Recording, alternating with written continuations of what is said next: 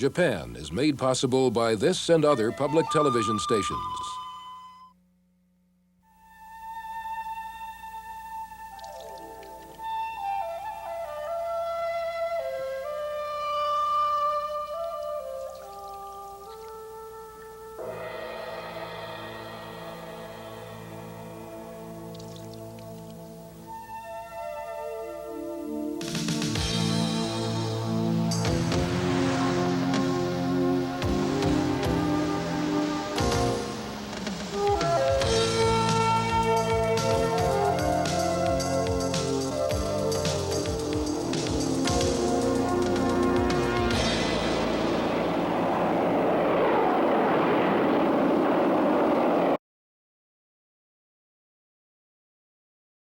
At the same time, another force was attacking British positions in the Malay Peninsula.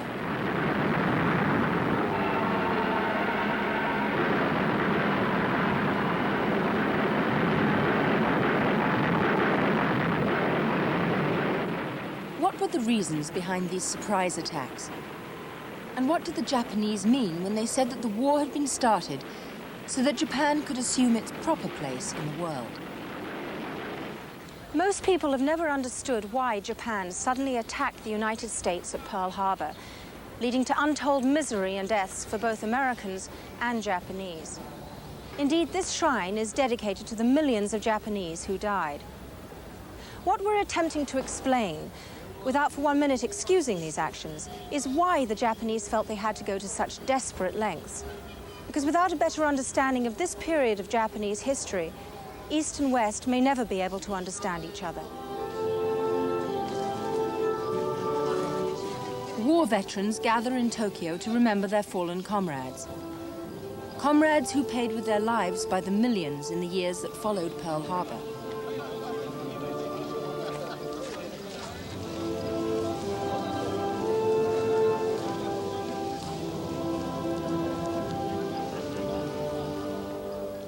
Here at the Yasukuni Shrine, prayers are offered for the peace of their souls.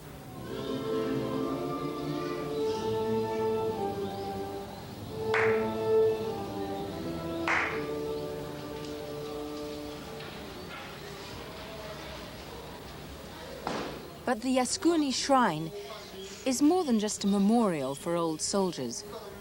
It's also steeped in political controversy, as the place where 14 top war criminals are included in the many souls enshrined here, including Japan's wartime leader, Prime Minister Tojo.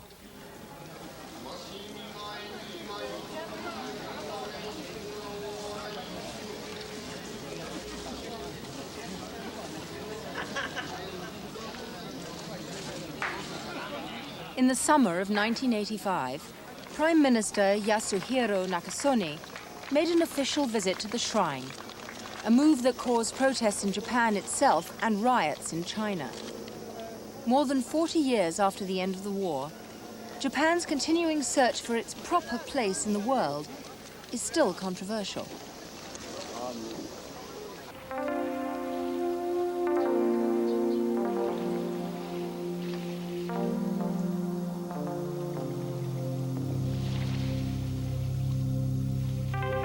For most of Japan's history, the sea has isolated it from the turmoil of the Asian mainland.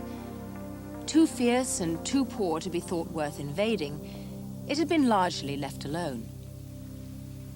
But 150 years ago, that all began to change. Until then, Japan had been surrounded by independent kingdoms. The expansion of the colonial powers into Asia rapidly altered the map. China was first bullied into allowing trading posts, and then savaged by the massive importation of opium. The British ruled vast areas to the west. Imperial Russia expanded until it controlled the islands immediately to the north of Japan. The French and Dutch controlled what little was left. And towards the end of the last century, America expanded across the Pacific to take control of Hawaii, Guam, and the Philippines.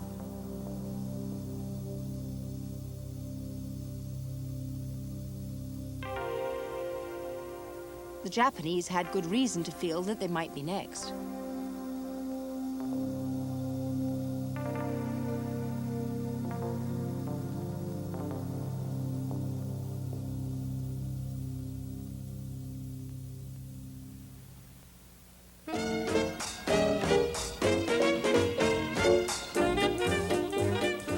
By the 1920s, the Japanese far right bitterly attacked increasing Western influence, as in this film complaining of the Western dress and manners of the once demure Japanese female.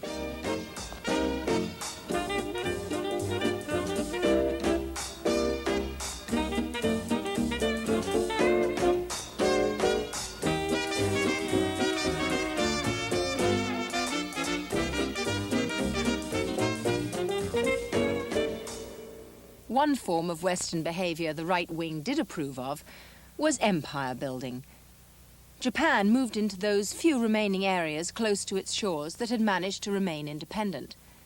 First Korea, and then Manchuria, conveniently situated for Japanese expansion.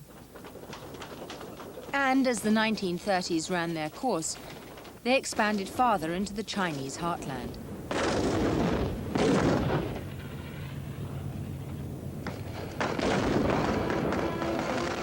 The Japanese won victory after victory over the divided Chinese, occupying even greater areas of China, but never capable of controlling the whole vast continent.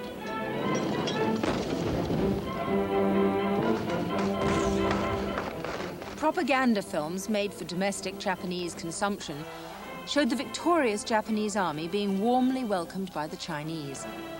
And in a China split between feuding warlords, Chiang Kai-shek's nationalists and Mao's communists, the Japanese occupation at least guaranteed the end of fighting and something to eat.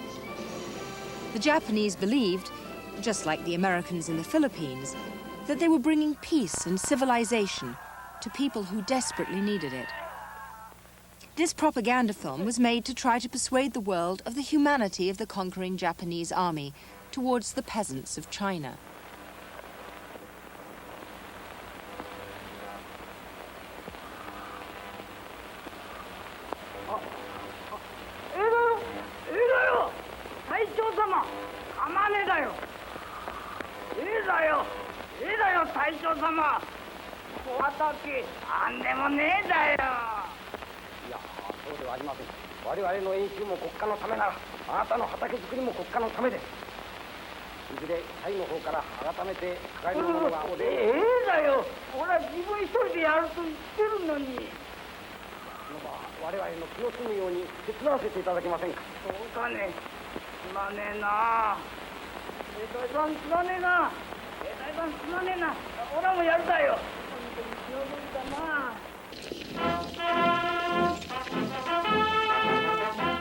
What Manchuria provided was relief for a depression-hit Japan, overpopulated, needing more farmland, raw materials, and captive markets.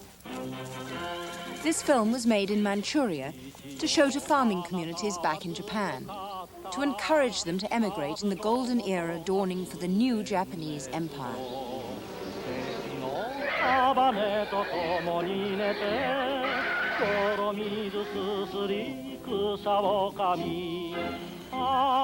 Very similar films were made at this time by all the colonial powers, with much the same thrust as this one, emphasizing opportunity, progress, and civilization. And the Japanese people responded to these films by moving into Manchuria in large numbers. By the end of the 30s, there were more Japanese colonialists in Manchuria than there were British in India. And just as the British imported their home comforts to India, so this film ends with a dance done by every Japanese farming community at midsummer, a sign that though far from home, Japanese values still prevailed.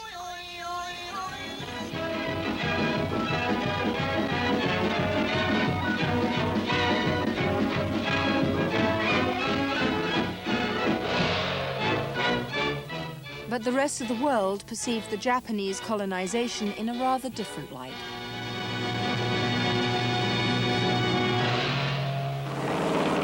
Thousands of foreigners watch the arrival of Japanese bombing planes.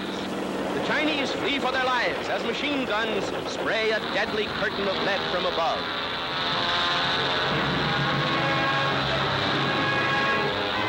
Terror rides the skies, and in the streets, panic-stricken natives seek the most pitiful of shelters.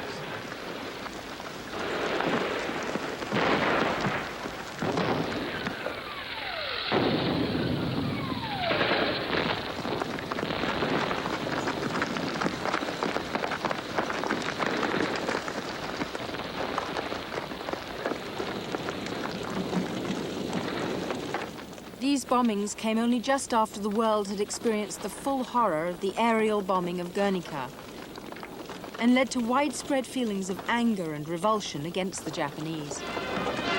Ghastly, unimaginable sights that bring vividly to mind the horror of unrestricted warfare. A terrible lesson for all the world.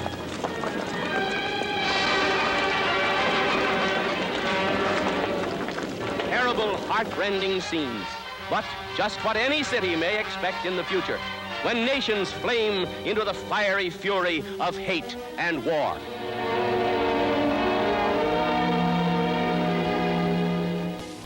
The West began pressing for an economic embargo against Japan, in particular an embargo on oil, which the Japanese needed for their now massive army in China. Japan had no source of oil under its own control, and so the embargo was a most effective threat. And the longer it lasted, the shorter were Japan's supplies of oil.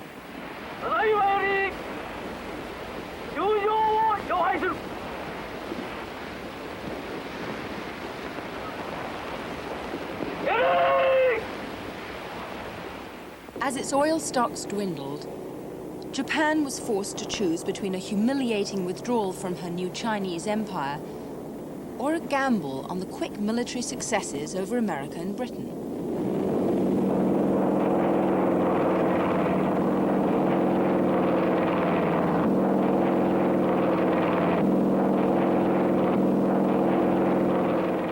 Japan gambled, and Japan lost.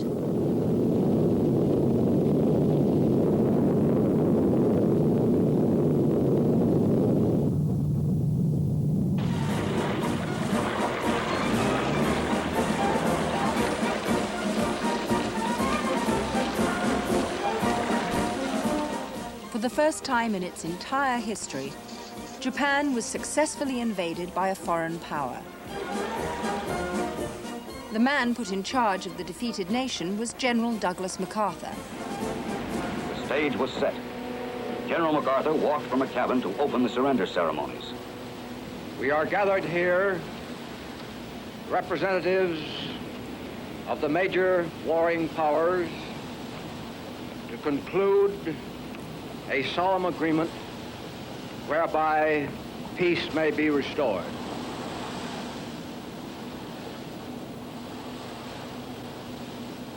From the beginning, at the ceremonies aboard the battleship Missouri, he stressed the theme of the generous victim.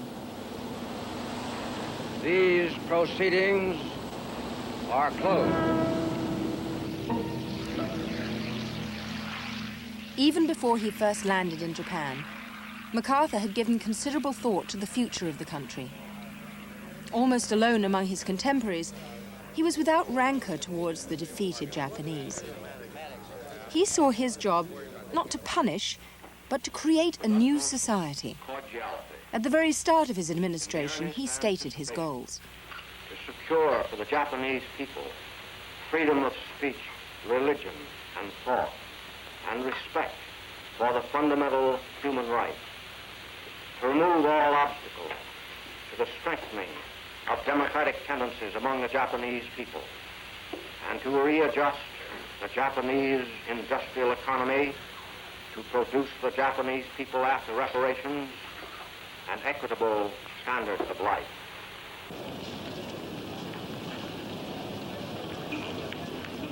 He initiated a series of radical reforms, reaching every part of Japanese life. Many administrating these changes were Roosevelt's New Dealers, and the changes they created were the most radical reforms ever carried out by a military occupation.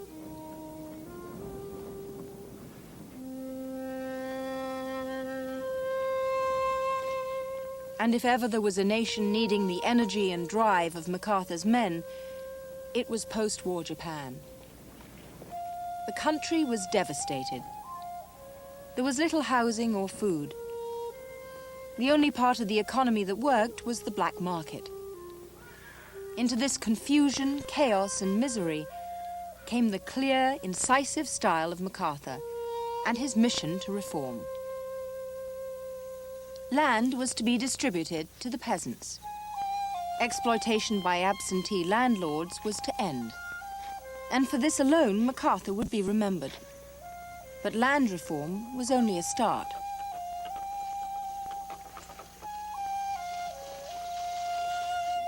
The giant industrial cartels, the Zaibatsu, were broken up. Women were given the vote. The nobility abolished. The rich heavily taxed, and most controversial of all, labor unions strongly encouraged. Under MacArthur, union membership soared from 400,000 before the war to 4.5 million by the end of his first year in Japan. This post-war American idealism did not come without its problems, as Japan had almost no history of moderate trade unionism, and most of the top labor leaders of the era were communists.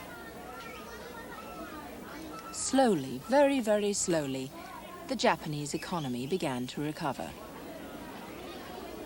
The far-sightedness of MacArthur's reforms were matched in clarity and efficiency by the Japanese economic planners. Scarce resources were concentrated at first on heavy industry and on the traditionally strong area of textile manufacturing.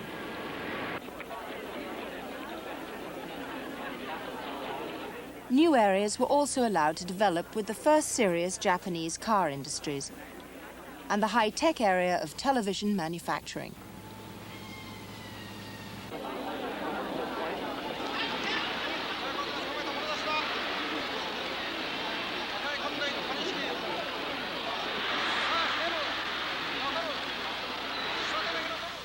But this wasn't haphazard economic growth. It was carefully planned and controlled by the government civil servants. The first stage was called Ju-Ko-Cho-Dai. Heavy, thick, long, big. Free from the substantial financial burden of a large defense force, the Japanese were able to concentrate on iron and steel production, with such success that in 1957, a mere 11 years after its devastation, Japan had the most modern steel mills in the world. Within a decade, Japan had created the base for the strongest and most modern economy in the post-war world. This achieved, it was ready for the next stage.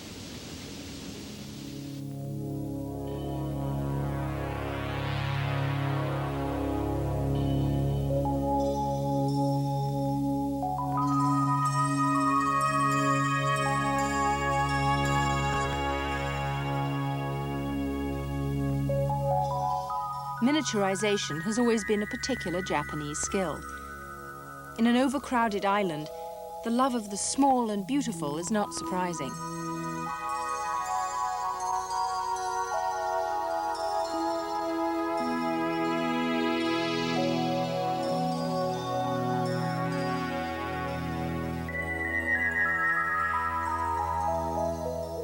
And in the post-war years, the Japanese were to use these skills in new and startling ways. The world's first transistor radio. The first of a vast number of innovative products in the new stage of economic growth.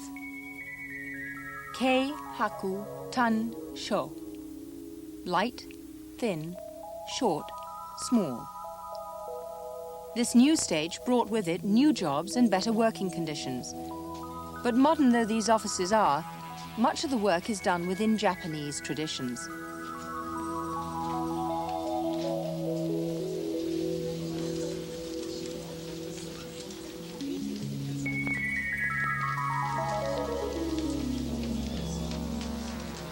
This young designer is working at plans for a new audio speaker for a television.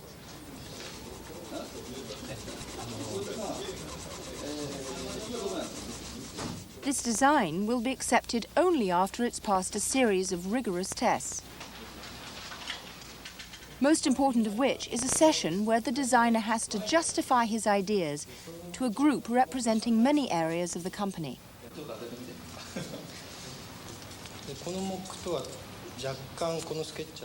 As ever in Japan, it's the group that decides the fate of his new design.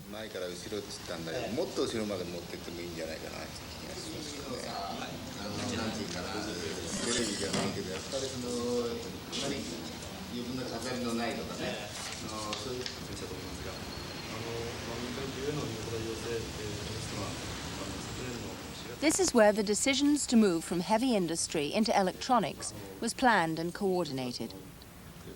The headquarters of MITI, the Ministry of International Trade and Industry. Here, the elite of the Japanese civil service cajole industrialists into doing things MITI's way. Here, the next stage of Japanese economic growth is being planned with the slogan, Bi-Kang Yu-So, beauty, feeling, play, creativity, meaning an emphasis on software, media, travel, and fashion. All pursuits of a middle-class country with money to spend. And today's Japanese consumer has a vast range of things to spend it on.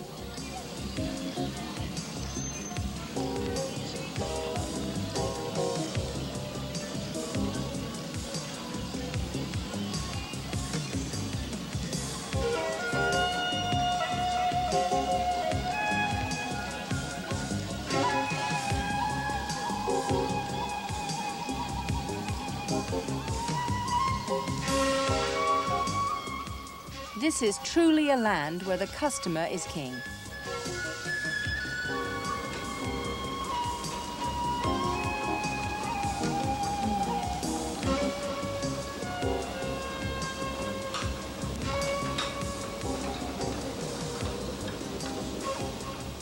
One of the favorite ways of eating in Tokyo is Japan's answer to fast food, the roller sushi bar. Each one of these dishes is a different color, denoting a different price. But even though some of these dishes cost less than $1, quality, freshness, and attention to detail shows in every plate. Not only that, but it all looks so beautiful. At all levels of Japanese life, quality of service and attention to detail is the norm. And just look what happens when you go to fill your car with gasoline.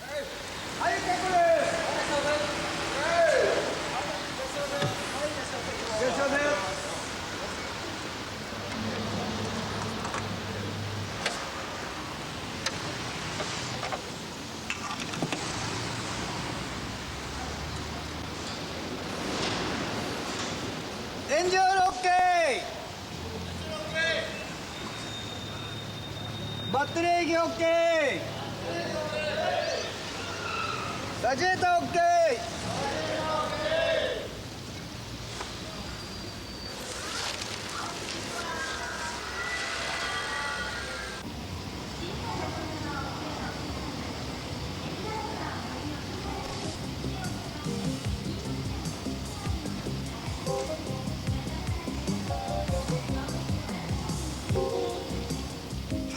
Japanese economic success is based on the ability to fuse the best of the West with the powerful traditions underlying Japanese life. Concepts of loyalty, group conformity, and above all else, a sense of what is necessary for national survival.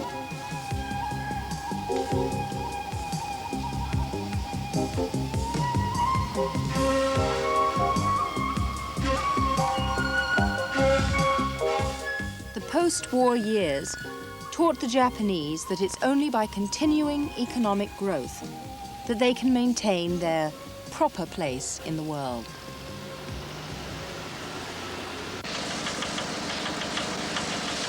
But not everyone has shared equally in Japan's economic miracle. In rural areas, many women still do grinding, back-breaking work in conditions that are no better than the Third World. These workers are cleaning oyster shells for the large cultivated pearl industry. The middle-class urban male has been the chief beneficiary of Japan's new wealth. Women, on the whole, have had a much tougher time of it.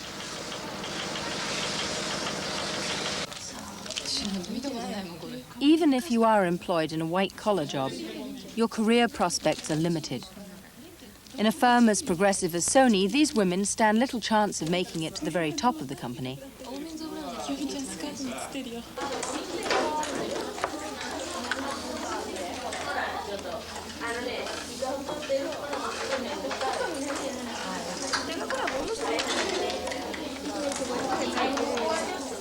You'll find only girls in home economic classes. And even if they get a good college education, society still expects them to leave work when they marry and be full-time housewives and mothers.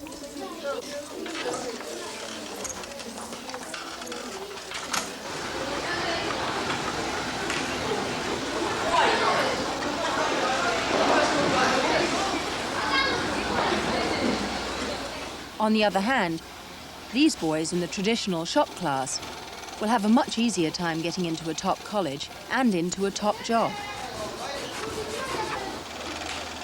Society still teaches them that the Japan they will inherit will be a man's world.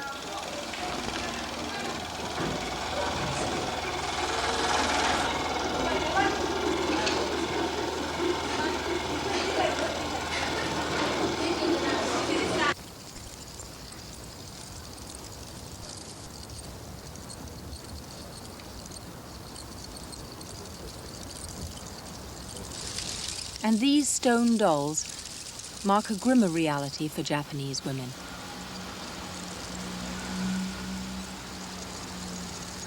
Many visitors to Japan see these colorful little dolls with their pinwheels blowing in the wind without ever realizing what human sadness lies behind them.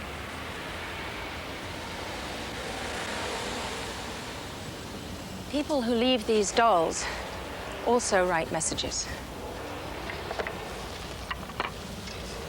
This one says, "I'm sorry I can't give you life in this world. I shall never forget you. You were born to live, but due to our selfishness, we decided to kill you. Forgive me. I shall never make the same mistake again. Please be happy and well when you were born again. I'm sorry. I'm truly sorry. Please rest peacefully under the many colorful windmills. From your mother."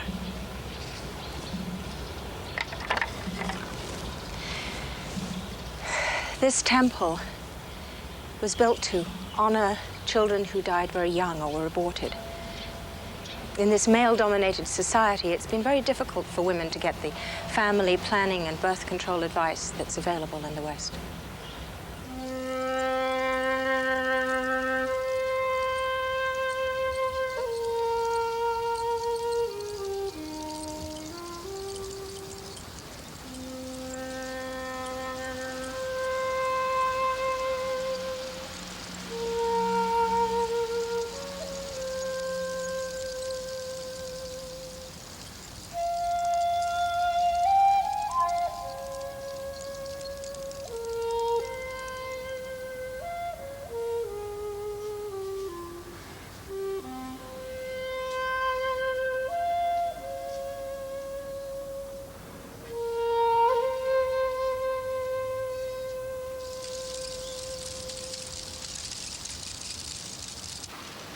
Kikue Maeda is a Tokyo housewife who works part-time typing out driver's licenses. The Japanese economy couldn't function without workers like Kikue. Paid substantially less than men, women in Japan have served the same function that immigrant labor has performed in the West. She lives with her husband and 2 children in a typical rabbit hutch tower block in central Tokyo.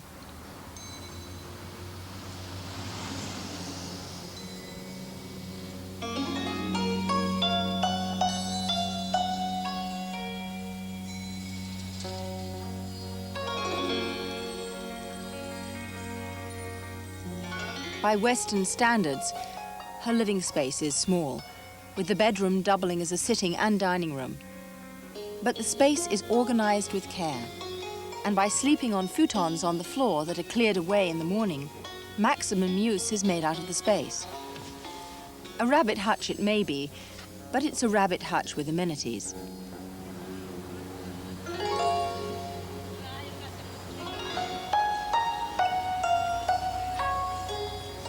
Kikue loves tennis and spends many a fine afternoon on the nearby tennis court.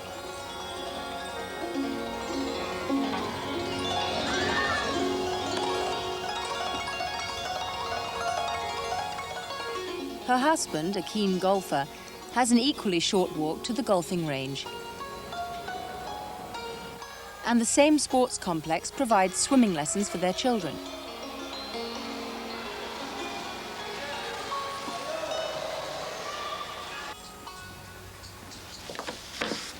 In common with all Japanese families, Kikue would love more living space. But putting up with these conditions does mean that more of the family income can be spent outside the home.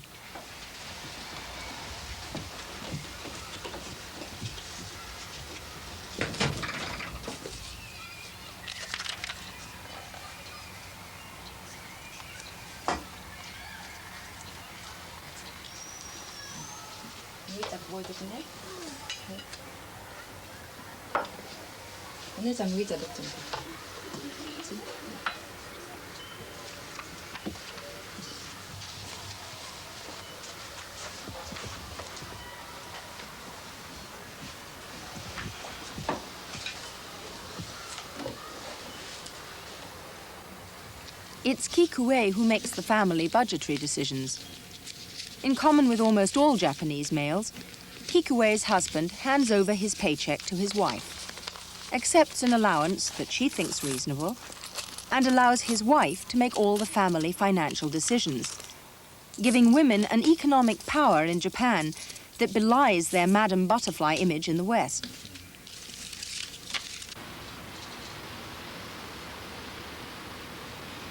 And it's an economic power that Japanese industry is well aware of.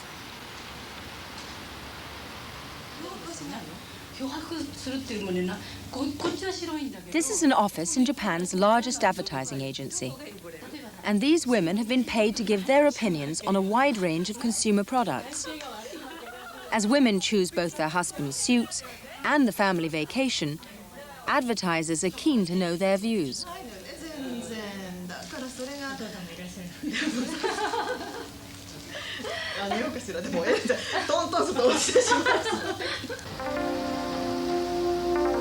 Slowly but surely, the number of Japanese women holding senior posts is increasing. And though their numbers in the Diet, the Japanese parliament, are still lower than in the West, one woman politician has recently made a major breakthrough. Chairwoman Doi has become the first woman leader of a major Japanese political party, the Japanese Socialist Party, the main opposition to the Liberal Democratic Party, which has ruled Japan since the war. Her forceful style and her flair for publicity has considerably enhanced her party's standing in the polls. And if Japan has a change of government in this century, this woman could be Prime Minister.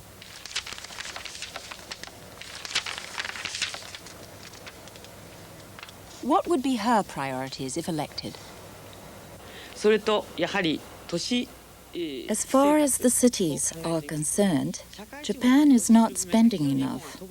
We need to put more emphasis on completing the sewers and water systems in cities, improving our urban parks, and providing more playgrounds for children. We should spend far more on roads and so greatly improve our urban lifestyle. In these areas, we are very behind. We must change our attitudes to spending in these areas. And in fact, this will affect the problem of our trade imbalance. When our people's basic needs are satisfied, they will have greater purchasing power to buy goods from abroad.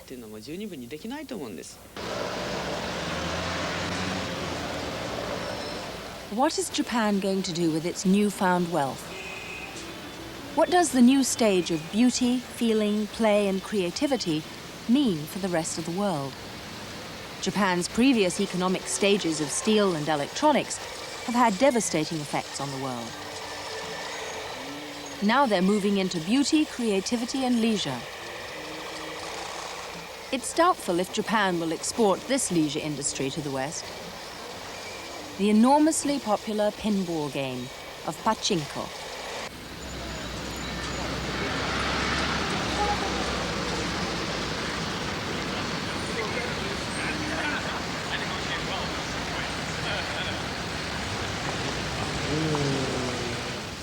But in one leisure industry, Japan is already making waves.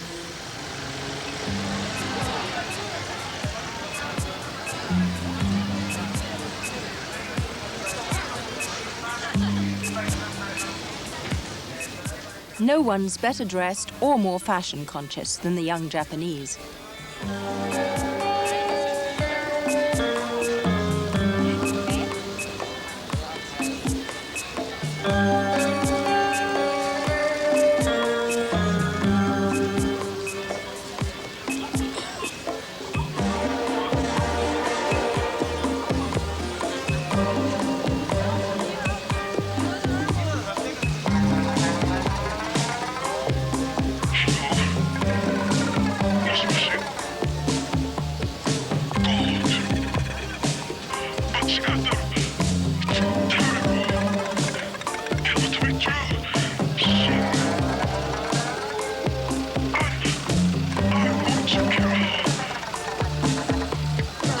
Chisato Sumori is one of the new breed of designers that is rapidly transforming Tokyo into a major center of world fashion.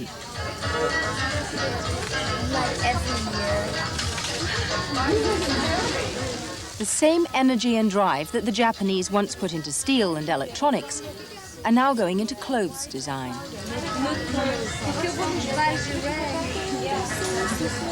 Chisato designs exclusively for the 16 to 24 age group. And so lucrative is this particular market that for this one show, she flew in top models from all over the world.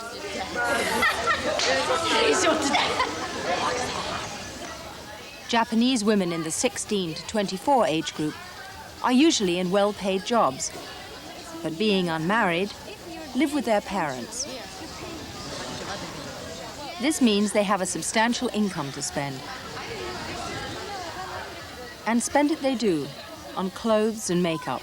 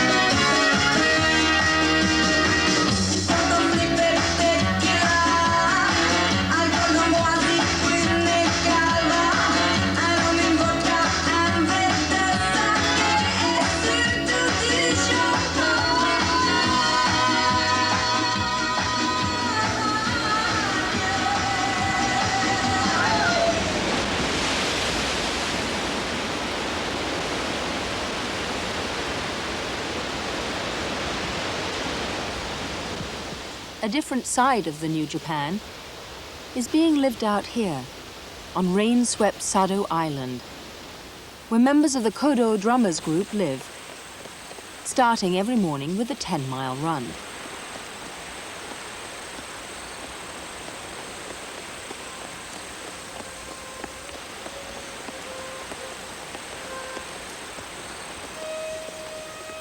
They live in a drafty old schoolhouse.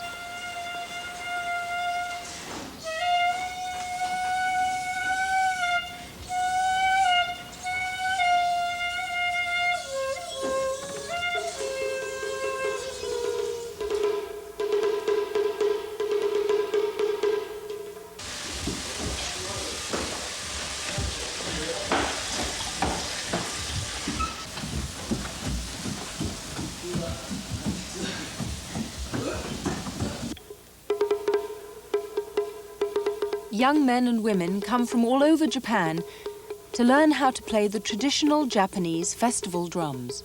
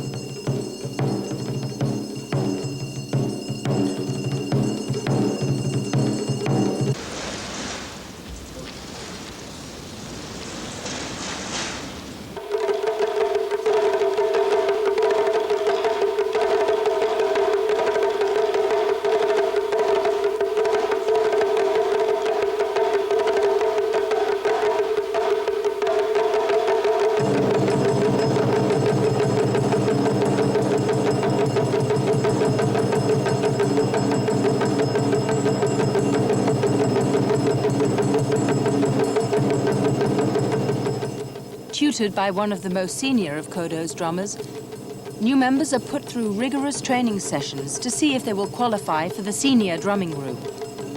If accepted, they will travel widely, representing the new face of Japanese culture to the world.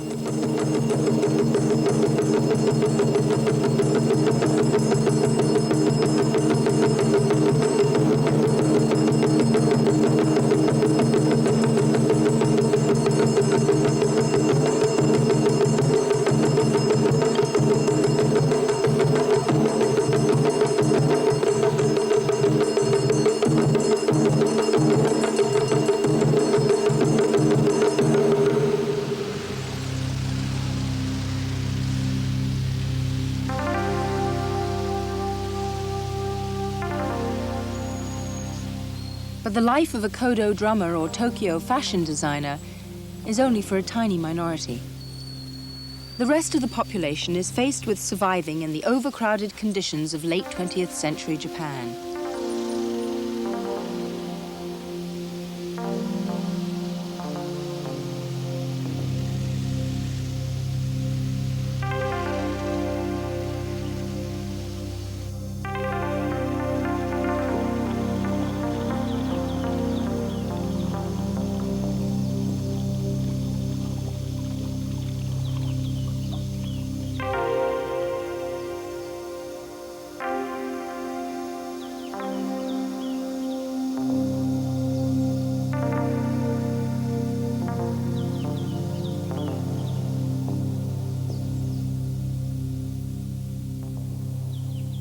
This is a landscape that has all but vanished, replaced by this, the urban sprawl that is now home to most Japanese. As the century comes to an end, Japan faces new and difficult problems.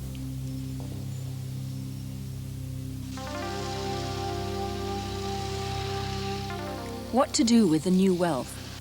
How to improve an environment that has been totally sacrificed to economic growth? And most crucial of all, how to sustain that economic growth into the future?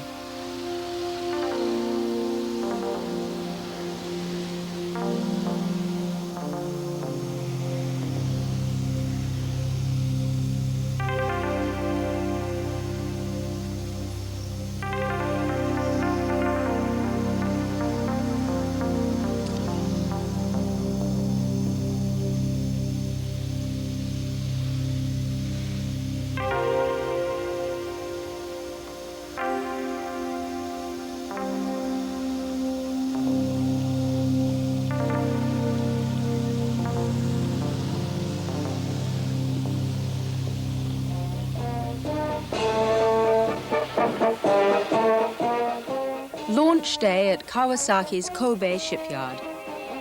Always a proud moment for one of Japan's oldest and largest yards.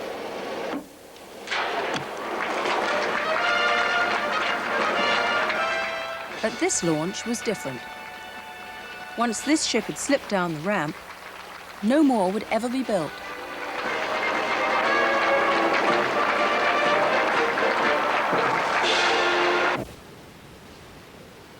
Competition from South Korea was bringing shipbuilding here to an end.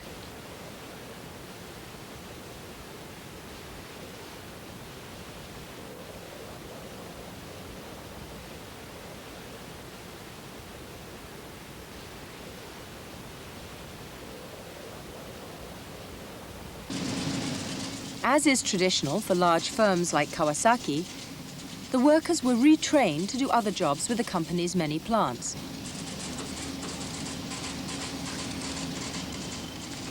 This man once painted ships.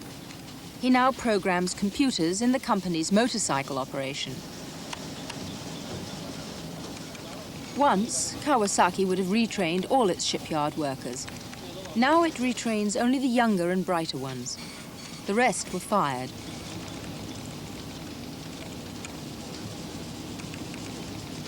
And in the smaller firms, there's no retraining program and no unions to fight plant closures. The high yen is putting considerable strains on operations like this one. Operations that the rest of Asia can do for a fraction of the Japanese costs. And some economists have argued that if Japan calculated its unemployment figures in the same way as the United States, her rate would be closer to 7% unemployed rather than the official 3%, which is why middle-aged women can still be seen doing heavy manual labor on construction sites.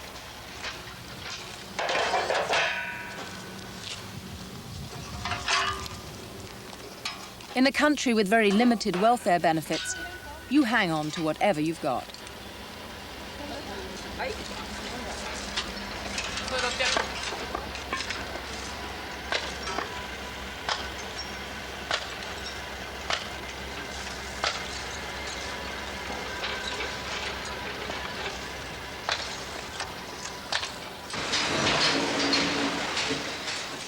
Even the cream of the Japanese workforce is worried. On the shop floor of Honda and Toyota, the talk is of the new car plants their companies are building overseas and how this will affect their future careers. But these anxieties don't receive much sympathy in the West. Here, the questions are more likely to be, why can you sell us so many of your cars while we sell you so few of ours?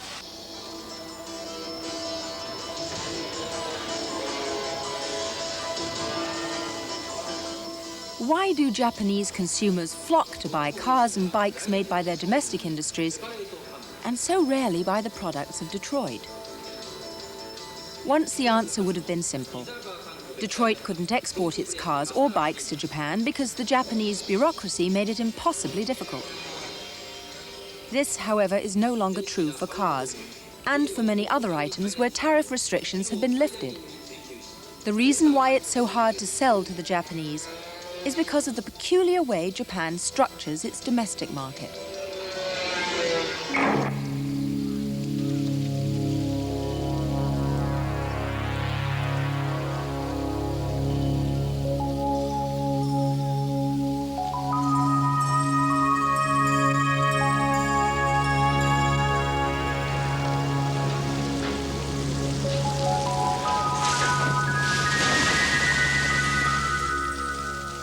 Japan distributes its goods in one of the most complex and labor-intensive ways in the world. What is true of fish is also true of all other goods, be they imported Cadillacs or locally caught shrimp. Far more people are involved in getting the product to the consumer than in any other developed economy. Fish unloaded in Nagasaki are transported to the Tokyo fish market, one of the modern wonders of the world.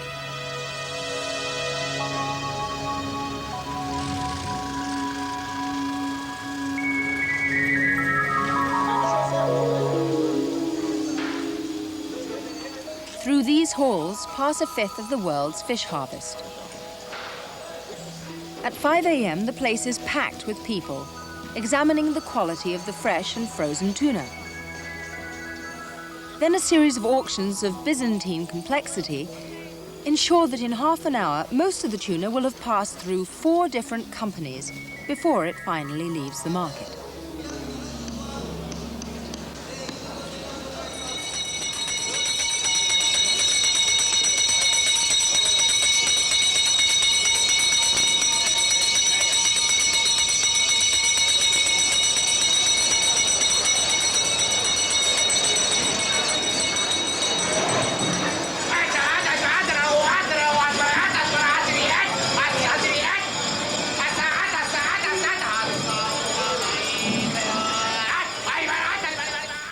In this way, vast numbers of people are involved in distribution. It's been calculated to be more than 4 times the number of people than would be involved in the West.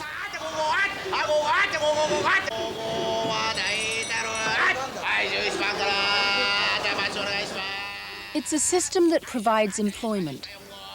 It's also a system that makes it very difficult for any foreign company to sell its products in Japan. For what is true of fish is also true of everything one might want to sell the Japanese. To sell in Japan, you have to use the Japanese distribution network. This can be done, but it takes time, investment, an understanding of the culture, and an ability to speak Japanese. Sadly, in the past, far too few Western companies have thought it worth their while to go to that much trouble. And yet the Japanese market is huge. Over 100 million well-paid consumers hungry for new and stylish products from the West. Complex though the distribution system may be, it can be used by foreign companies if they have the energy and drive to do so. For the Japanese, this system provides an unrivaled quality of choice. Anything from a simple shrimp to something more exotic. This is a fugu, the famous poison pufferfish. Parts of its body contain a peculiarly powerful poison, and one mistake in its preparation, and a particularly horrible death awaits the diner.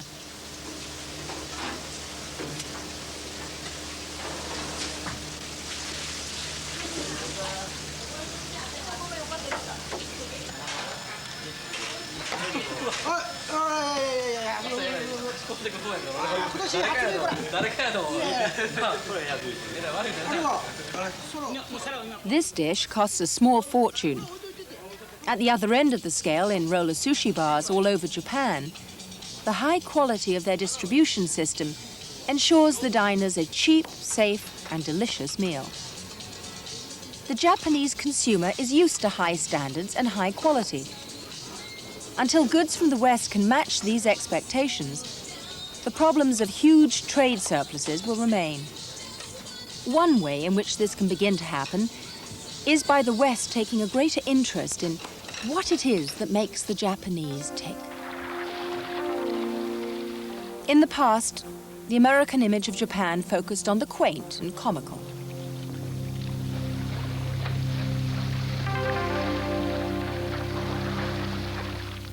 We in the West were also comfortable with the doll-like and the traditional.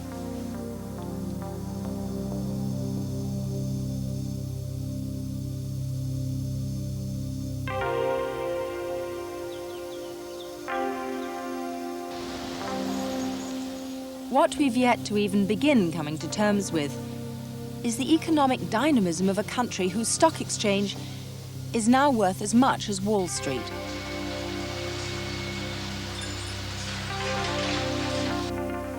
Japan's success is based on the skillful blend of the best of its past with the cutting edge of modern technology.